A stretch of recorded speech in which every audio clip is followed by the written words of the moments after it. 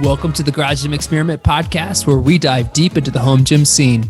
Each week, we put out Sunday surveys where you tell us your thoughts on products, builds, and all things home gym related. We're here to break down the numbers and to talk shop. So thanks for listening, and let's get started. Hey everyone, and welcome back to the Garage Gym Experiment podcast. I'm Adam, I'm here with Jake, and we'll be taking a slightly different approach to this week's episode. We'll start off with some industry news, some new products, run through some survey results, chat about some other miscellaneous items, and then finish with a product idea. If a few of these episodes go well, then we'll start taking this approach with our weekly episodes. So, starting off with those numbers. Jake, take it away. Thank you, Adam.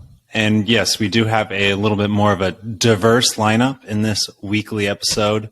We'll start off with some new products, actually. So last week, we're recording this on October 11th. So last week there are a few releases. We'll start with the ARC 4-post power rack. So this is something that Jason and the Surplus Strength team have been working on for quite some time. And at the beginning of this month, they launched a pre-sale for it. So while it looks pretty much the same as a lot of the other racks, there are a few differentiators. So number one, it includes a rear lower cross member that is optimized for the UPS low, as you would expect. And then the UPS can be placed basically wherever you want on this rack. So it is pretty versatile there. All nuts are welded and powder coated. That's not something you see on any rack, I don't think. So that's pretty cool. Laser cut numbers and holes on uprights and cross members. It is currently on pre-sale right now. Pretty standard made in America pricing on this 4-post rack. So if you order pre-sale, it will ship early January. Next up, we have the XT3 Plus. So this is from GetRx, and basically what they did is they took the first sled that they launched earlier this year and added some more magnets, so it has more resistance, and it is basically the same price. So I am a really big fan of this sled. It's really nice, especially if you have that monitor. I would say, I wish there was a little bit more resistance. So I'm glad that they added the resistance to it. It would make it, if true, it would make it quite a bit more resistant to the most basic torque sled, the M1. So good on GetRx for this. We did it. I still don't find myself using it, just because I don't find myself using it much, I should say, more than monthly, because you have to take it outside and it causes a little bit of a scene in the neighborhood. It's just a little bit awkward. I don't feel like attention right now, so I'm not going to take that out. But it's cool, and I think some more resistance makes it an even better option, I should say. And then lastly, PRX added a low pulley. So this is a budget-friendly low pulley. If you add the high and low, I think it's the pre-sale price is $200 for both. So it's kind of basically taking that economy pulley system to the next level with a low row. It does rival the Spud Inc. Econo pulley, but it's a tad more expensive. This one is made in America though as well. So it does. I mean, it looks like a nice little add-on to a rack. I think looking at the specs, the only thing that I wish they would have done is, instead of making it like a screw in, so you have to do you see in the picture, Adam, where you have to screw it in and it stays there, rather than making it like a pin and pull, you can move it easily. Right. I think that would be the one thing I'd rather have the ability to put it from not only the bottom to a couple up, a couple towards the middle. So that would be my suggestion for them, just based off the picture, but nothing too crazy here. But new from PRX. Yeah, they're such a technical company, though. When I say technical, I mean their wall-mounted stuff is top of the notch. So to come out with a pulley system that's very basic doesn't seem to fit their brand. But I guess they wanted to address not having something like all the rest of the racks do have, so that they can like fill a void. Right. I don't think you're considering this unless you have a PRX rack. So maybe the PRX rack owners are excited about this. And then based off the other two products we chatted about, any other feedback before we move on to the survey results? No real feedback. I got to play with your GetRx sled. Yeah. Thought it was really cool, but I didn't have enough hands-on experience to notice the lack of magnets. But I did notice some other people saying that, so it is cool they addressed it. Bummer for the people who were like first to buy, but and I wouldn't say like it was weak. I just think about like the highest setting to me should be impossible to move. So I think it would be something where I was like, you already have the highest setting and you can move it. Like, I think it's something you want to kind of progress to. I think that is what most people ultimately said, or at least that's what I would say about it. All right, let's move on to the survey results. So, number of kind of random questions this week. So we'll just kind of go through them one by one. The first one, what type of rack do you own? And by what type of rack, we're referring to post/hole size combination. The overall responses here were relatively spread out, but the number one response here was the like monster line, which is how Rogue would define it, which is the 3x3 with 1-inch holes. But that only had 32% of the total votes. 30% went with the Monster Light size, which is 3x3 with 5/8 inch, 2x2 or something similar. So I'm thinking if you had like a 2x3 times 2x3 rack, you would put here. That was about 16%. And then 23% said none, other, or I don't know. So overall, relatively spread out, but the fact that over 60% have something that's 3x3 is quite a change from, I would say, 5 years ago or so. yeah, these numbers kind of feel, I mean, they're not off, obviously. They are what people responded, but kind of surprising, I guess. Like, even like that 22%, I'm trying to think what options you might have. I know of some who don't fit into a 3x3 or a 2x2. Maybe the 2x3s jumped in there and that's why it's so big, but it's interesting. Yeah, you have to keep in mind probably 10 to 15% don't even have a rack. So there's probably a smaller amount than you think that are either other or I don't know. Anyways, next up, which GHD model are you choosing? So number one is we have the new Titan Floor GHD versus the rack-mounted DIY version from Man Who Parks and Gym. And this is just something that seems like it should be a product. So 53, and I would say it's somewhat surprising that it's not out there already. So at least from one of the most main companies out there. But nevertheless, the bottom or the rack-mounted version did beat out the floor GHD by a few percentage points, with 53% of the votes compared to 47. I personally would go with the rack-mounted specifically because you have a little bit more range of motion, it looks like. So, Adam, do you have any? Which one would you choose before we move on? If it was for my personal setting, it'd be the floor. And the only reason is because like I don't have like a bolted down 3x3 super sturdy rack. I have a 2x2 rack. And so I don't know if I want to be leaning all my body weight off that. But if I had something that was more sturdy, definitely the rack mounted. If I get a GHD and I can't do GHD sit-ups on it, you kind of lose half the movements you would use it for. It's either for like an actual like glute ham developer, or you're going to flip it around and do a GHD sit-up. But that's how I personally feel. Right. That's a good point. And we did do a post on this rack attachment to see what people thought. And that was one of the main comments. Like, if it's secure, I'm going with this. Right.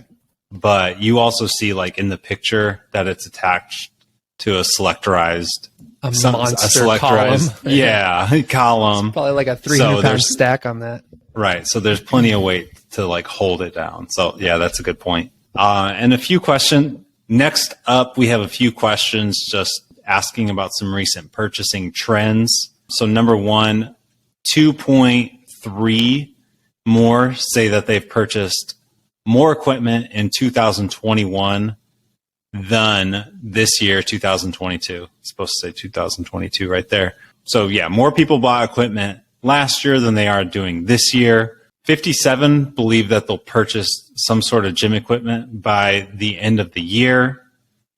28% say that their gym is worth more than their vehicle. And then lastly, on this section, we asked, how much have you spent? Only 11% said they haven't spent anything. And then 39% said they have spent over $500. And then in between, 27% say less than 250, and then 22% saying between 250 and 500. So maybe next time I'll take this to the next level and say like, how many have spent more than 1,000? This was kind of a lower threshold, but a lot of people who are buying, spending more than 500. Yeah. As home gym owners, the big, most wonderful time of the year is coming up with Black Friday sales. So that's going to be fun and exciting. I know I've been talking to Jake kind of behind the scenes about my next purchases. And I've decided, I didn't tell Jake yet, but I'm just going to pool money until Black Friday. And then I'm going to really think about my decision. And then I'm just going to go ham, Jake. Going big ham, on Black Friday. Yeah. You know what that means, right? Well, yeah, I'm hip. What are you thinking? Oh man, it's all over the place. You know, the people don't know, so I'll share it again. I've got the 2x2 rack, which does everything I want it to. So like part of me is thinking like, do I go with like a 3x3? Do I go with like a lat tower? Because I really miss having that leg support and that commercial feel with a lat tower. I've been thinking about maybe updating my dumbbell storage system from the DIY wood one to something that looks a lot nicer in the gym. I want another bench because I have 200 square feet in the back of my basement that's going to be a gym where I'm going to do just the dumbbells and a new bench. So there's so many different options. I really want a Mars bar because I'm getting back into squatting more now that I'm done with like a big run for this year. So there's a ton of things that I want to add. And so I'm just going to sit on my money, wait till Black Friday, and then really think about this decision. Got it. Yeah. You know what I really wish I could do? A lot to think about. I really wish Rogue's Monster Cave had a basement version that wasn't 96 inches tall, because I would love... It's so expensive, though. It's so expensive, but I mean, it would accomplish. Setup. I love that setup. I love it all connected. You can put together with your that storage. setup. Yeah. I could. I get nervous about buying the parts and then things not fitting correctly.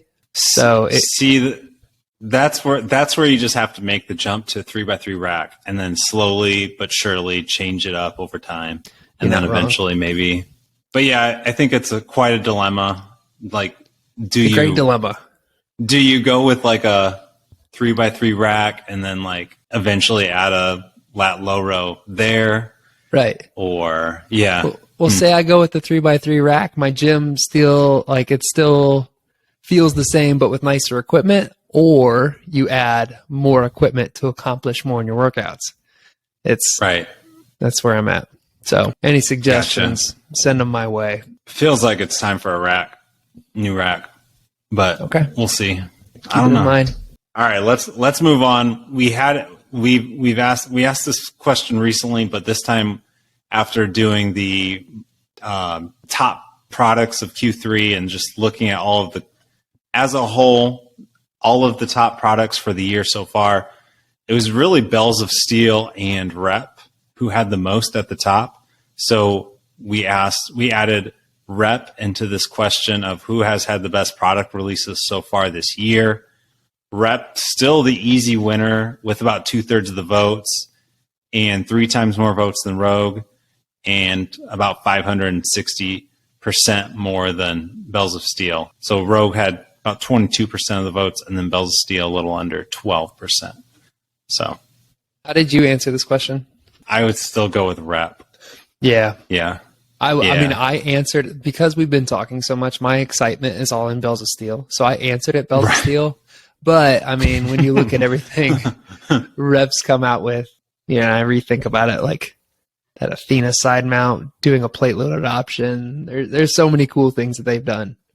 So yeah, probably Rev. Yeah, I'd go Rep, but I think I'd go with Bells of Steel for number 2. Yeah. Oh, for sure.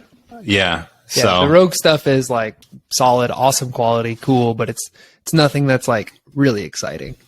no, and I forget who said it on one of our the recent podcasts, but a lot of it is just like them purchasing Ghost or them adding the Kabuki bar. That they're kind of repurposing certain things from other companies for them now. So nothing like truly innovative other than that multi-purpose bar. The commercial trap bar storage system. Come on, man. What? I missed it. Rogue came out like with $1,800. Oh, is it new? It's really expensive, and it just holds like 10 trap bars.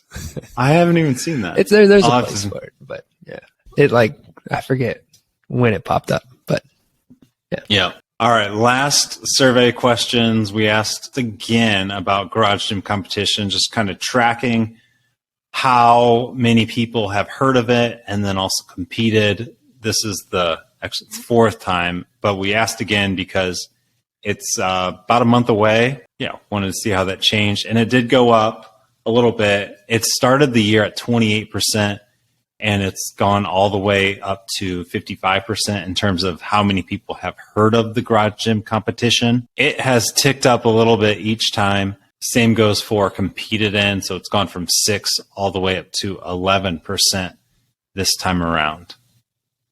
All right. And as we discussed earlier, we are diversifying these episodes a little bit, not only to talk about what is new within the industry, but just some of our own personal thoughts, experiences, and just some chit chat. All right. So number 1, I did a little thinking about if I had to restart my home gym, how would I do it?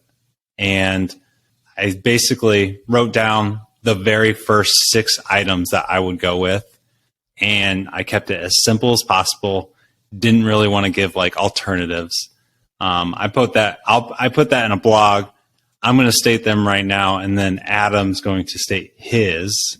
All right, so I would start with a Rogue Ohio bar, and I would do an upgrade for the stainless steel version. I live in the Midwest, and I would prefer to keep as much rust off of it with as little maintenance as possible.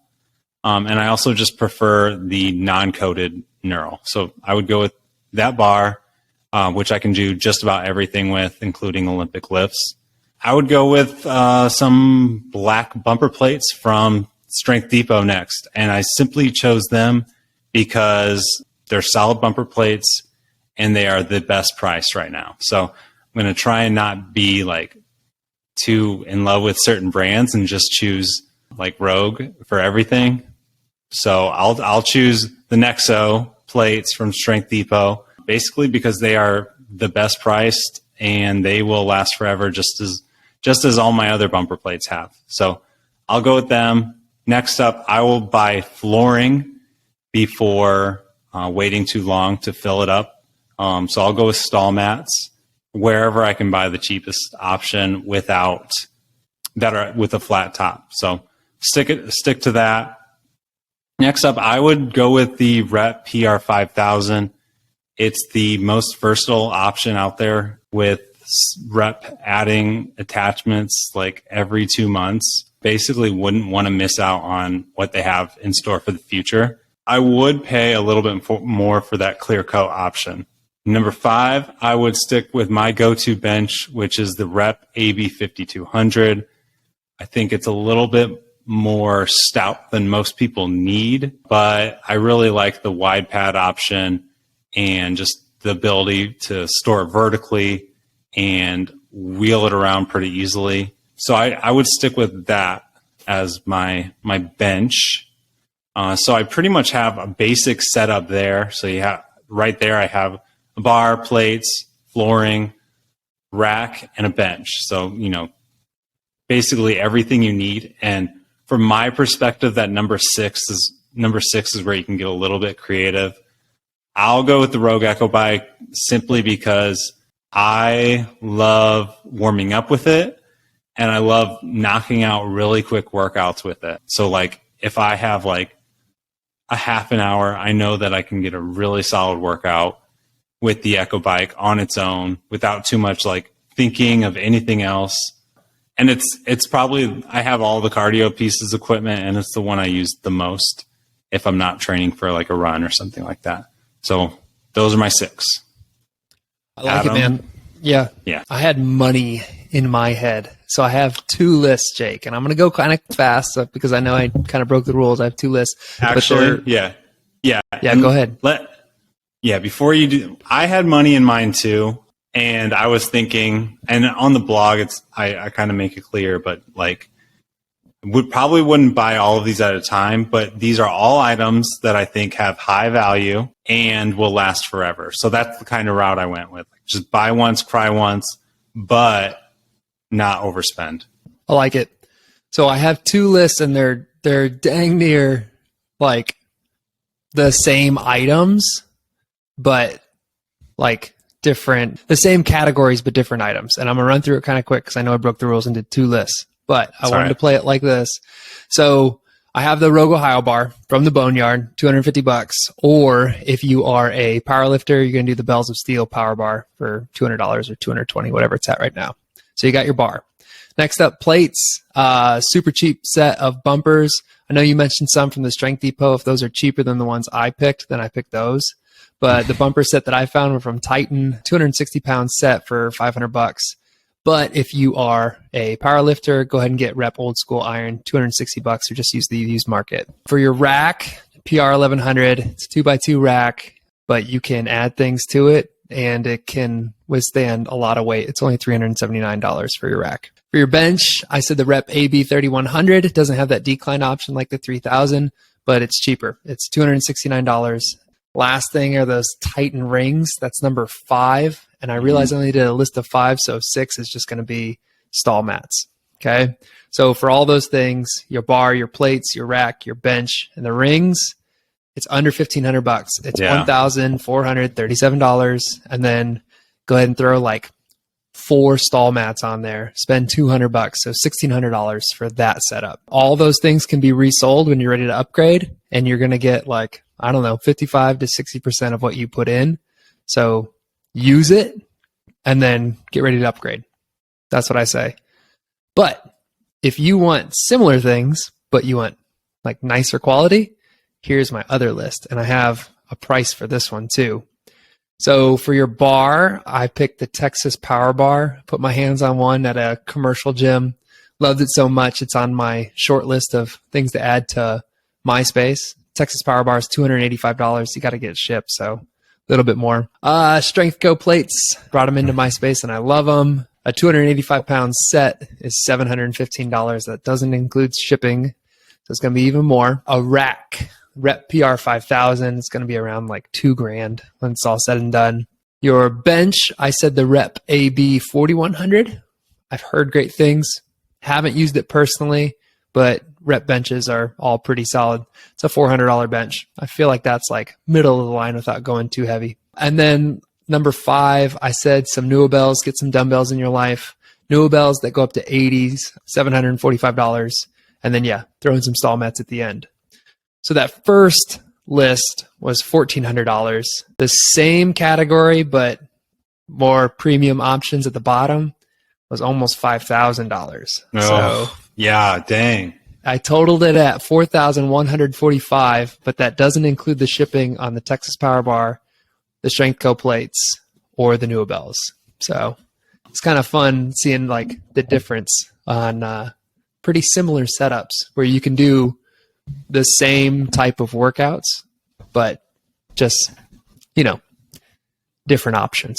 Yeah, I would say that's a bigger price difference than I had in mind.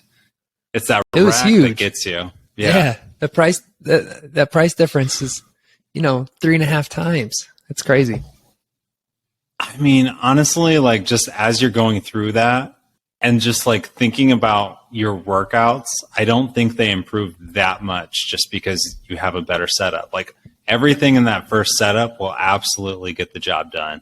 And it sounds like how both of us started our home gyms. Oh, can I tell you something funny? All Yeah. right, that first setup where I said, PR 1100, that's right behind me. Right. Where I said rep AB 3100, well, I have the AB 3000 that like my computer's sitting on right now.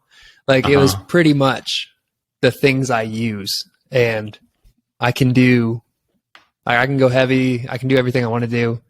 Like when we were talking earlier, like what I'm going to add to my gym at the end of the year, that's where I'm struggling. Like just replacing this rack when I can still work out with it. So, yeah. And I will say like there was one section where I really wanted to put a caveat in, and it was with the rack. I wanted to say like, but if you can't get the PR 5000 right now, just get the PR 1100 or the T2 or something like that. Use it for a year, sell it, and then get it when you can, because like that's the one where it's like that's a huge jump in price.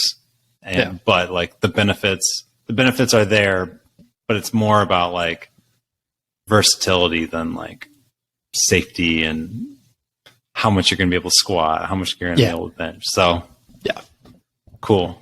Well, that was a good one. We'll have to do, that was fun. We'll have to do like our next 6 items sometime soon. Ooh, so like put in like the basics, and then what's the next 6 you're going to get? Say we already have these, and then we'll like 6 specialty bars. Yes. Right.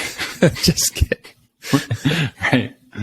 All right. And then lastly on here, we have a product idea. So this, I like your drawing. Oh, my drawings are terrible. For anyone listening, if ever we do any like logos or anything like that, I typically draw up the worst mock-up. It looks like something like that. And then Adam takes it to the next level by making it better. I'd sit in a kindergarten classroom and I'm like, kids, go read. I'm drawing. Terrible. Joke, by the way. But yes, all my drawings are awful. But anyways, this is my idea. I don't really know what you call it, but it's an offset post. It's basically an idea that stems from that first picture on the left, where you can see just a cross member hanging off of the side of the rack with the universal pulley system on top. So that setup was awesome. I loved having that cross member hanging off the side with the universal pulley system. The issue was like it felt stable if you're doing like tricep extensions, or if you're doing like lower pulls. But if you wanted to put like 150 pounds on for a lat pull down, it would likely just like slowly bend over time. So my idea is this like offset cross member, I guess you can call it. I think for most people's setups, it would do better at the back or at the front. But the idea would be just to have some sort of stabilizer coming down from the opposite end and hitting one of the posts to, stabilize it. That way you could really load up the weight. I think if something like that came out, I would try and squeeze it in somewhere. And even though I have like in this picture, it's more than you need. I had a lat pull down / low row from rep, and then also the UPS. It was like they were both so nice that I wanted to use them both. So I basically set them both up there. I think more people would do something like this if they had a stabilizing option. But anyway, Adam, 1 to 10, give me some feedback. I say 5 or 6. And the only reason I say 5 or 6 is because the only situation I'd see this being a useful product is for this setup. If you had like the UPS that you wanted to hang off the side there. So it has to be something like where like, Jason put it together and he could do it like quick and cheap for a situation like this. Because while you showed this, I was like, all right, yeah, okay, I get it. But what else could you use it for? And that's where I got stuck. So for the UPS and something like that, think it'd be awesome. I remember when you had this setup. I think we played around with the setup. You had it for a while. But you could maybe even, I had it for probably a year or so.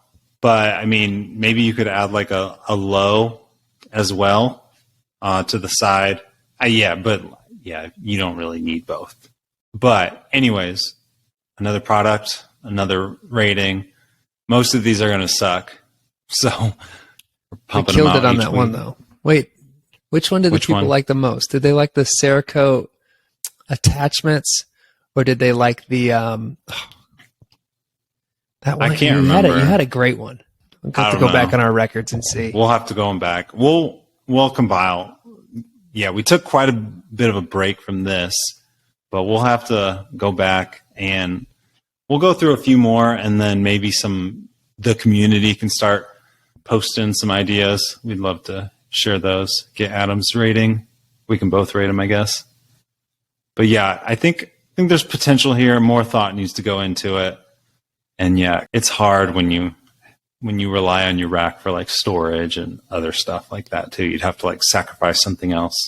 Well, yeah, especially in like a situation like yours where you have so much that like attaches to your rack and like so many things that you want to use. Right. That's going to do it. Cool. Well, that's going to do it for us tonight.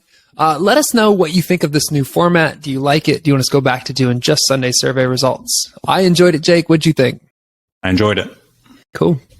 So we hope you did too. If you liked tonight's episodes, be sure to keep your eye out for new episode releases wherever you listen to podcasts. Stay involved on our social media sites by following Garage Gym Experiment and taking part in our Sunday surveys on Instagram so that you can be a part of these conversations. Like, follow, subscribe to the channel on YouTube, and get involved on our website for all your home gym content needs. All right, Jake, this is your time to shine. Do you have anything left for the listeners? Nope. No. Sorry, guys. All right, maybe next time. See ya.